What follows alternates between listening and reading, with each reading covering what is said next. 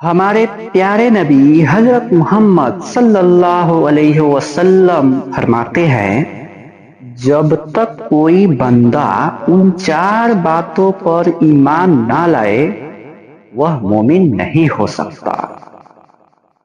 پہلا، اس بات کی گواہی دے کہ اللہ کے علاوہ کوئی عبادت کی لائق نہیں۔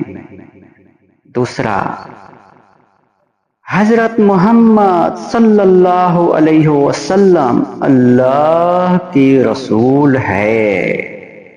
تیسرا، مرنے اور پھر دوبارہ زندہ ہونے کا یقین دل کے اندر رکھے۔